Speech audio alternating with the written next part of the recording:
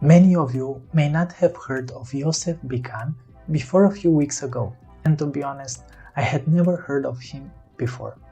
When Cristiano Ronaldo surpassed the goal record of the legendary Pelé, this name, Josef Bican, began to be pronounced as the greatest scorer in the history of football. Since then, of course, he piqued my interest. A few weeks ago, Ronaldo scored his 760th career goal, and some said that he had surpassed Bican's benchmark. Some said that both are equal, and others that he is not even close to the record of the Austrian Czech striker. It's clear that only one can be true, but which one? The point is that just as in Pelé's case, no one is certain of the exact number of goals he bagged, as Bican's career spanned from 1931 to 1955, when record-keeping was not quite as efficient as it is today.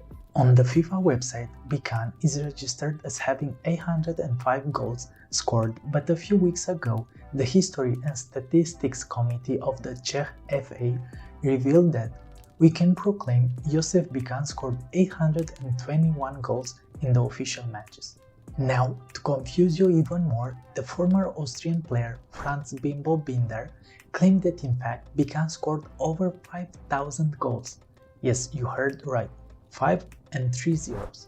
When reporters asked Josef why he is not recognized worldwide like Pelé, he simply said, "Who would have believed me if I said I scored 5 times as many goals as Pelé?" However, 5,000 goals seems extremely unlikely, at least not in official matches. What I propose to you is to write in the comments section how many goals you estimate that you've scored during your career as a footballer. I'm curious if anyone can exceed this milestone of 5,000. You can be inventive and estimate the goals from the sports class, from the park, from FIFA, or anything else. Come on, start writing. In the meantime, intro.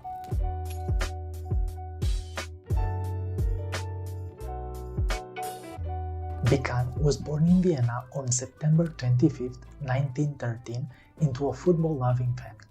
His father, František, was also a footballer playing for Hertha Vienna. But Josef did not grow up with his father because he died in 1921 at just 30 years old. He could have lived more, but he refused an operation to treat a kidney injury sustained in a football match. Being the pillar of the family, Josef and the rest of the family suddenly found themselves in poverty. In 1925, at the age of 12, Bican began his football career. He played for the same team as his father, Hertha Vienna. As a junior, he played for the second team, Hertha Vienna II. To encourage him, one of the team's sponsors gave him a shilling every time he scored. Lots of money for a kid his age. I found a very funny story about his mother that I don't know exactly when it happened, but I will assume that during his junior period. Bican's mother, Lyudmila, didn't go to Josef matches very often. On one of those occasions, she was sitting near the pitch when an opponent fooled her son. She ran onto the field and began beating him with her umbrella. If this doesn't perfectly define a mother, I don't know what else. The first senior club to show serious interest in Bican was Rapid Vienna, who managed to transfer him at the age of 18. Only that this time his value was not longer a single shilling every time he scored, but much more. In those days, I got 150 shillings. That was a lot of money. A worker, a good worker, got 20 or 25 shillings a week. Rapid wanted to keep me so much that they started paying me 600 shillings. I was around 20 then, said Josef Bican. He played for 4 seasons from 1931 to 1935 for Rapid and scored somewhere between 90 and 100 goals. During this time, he won the title only once and was runner-up twice. When he was 22 in 1935, he moved to Admira Vienna.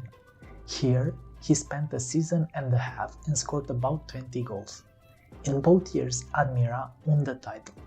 In 1937, Bican was 24 and took perhaps the most important step of his career. He moved to the Czech side Slavia Prague.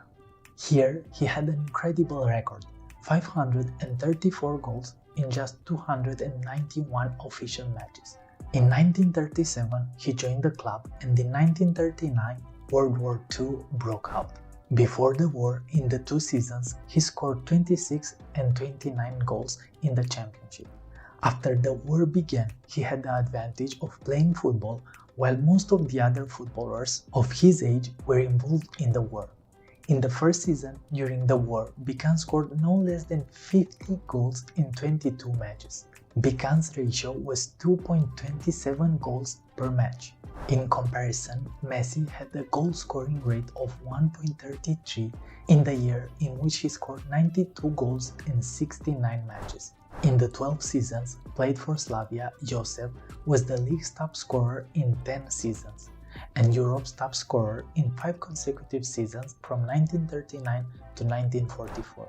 In one particular season, he played in 26 matches and scored 57 goals. Moreover, he scored 7 goals in 3 separate matches in his stay there. Pepe, as he was known, is supposed to be able to run 100 meters in 10.8 seconds. Maybe you're not a fan of Usain Bolt and you don't know the 100 meters record, so I'll tell you. At this moment, Bolt holds the record with 9.58 seconds, but during Josef's time, the record was only 10.2 seconds, which meant that Josef was running very fast. Considering he was a tall player, that's even more impressive. After the end of World War II, Europe was trying to recover and leave behind the past. Several of Europe's biggest clubs have started to show interest in Josef Bican. Juventus offered him a contract, but he refused due to political beliefs.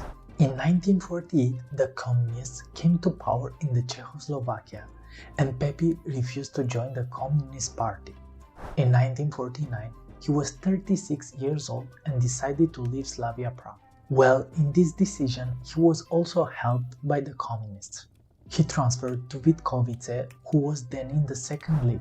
In the first season, he scored 44 goals in just 17 games and propelled them straight in the first league. He played 2 more seasons for them, in one of them being the top scorer of the championship. Then he joined Hradec Králové in 1952, who also played in the second league. After only one season in which he scored 53 goals in 26 games, the Communist Party forced him to leave the city and therefore the club. In 1953, at the age of 40, he returned to Slavia Praga, or as it was then known, Dynamo Prague. He finally retired from playing at the age of 42 in 1955. He was the oldest player in the league at that time. You may have noticed that I haven't told you about his international career, so I'll tell you now. In 1933, at the age of 20, Bican made his international debut for Austria. The team at the time had been nicknamed the Wonder Team. In 1934, he took part in the World Cup for the first time. Bican scored once in the tournament and Austria reached the semi-finals. He ended his Austria career with 14 goals in 19 games, of which 7 goals in 5 friendly matches and the rest in official matches. At the time Bican was playing for Slavia Prague, he applied for Czechoslovak citizenship. However, when he eventually became a Czechoslovak citizen, he discovered that a clerical error meant he couldn't play at the World Cup during 1938. Because of this, he could only play in friendly matches for them. Thus, he played in 14 friendly matches for Czechoslovakia and scored 12 times. In 1939, he had one more international match for Bohemia and Moravia.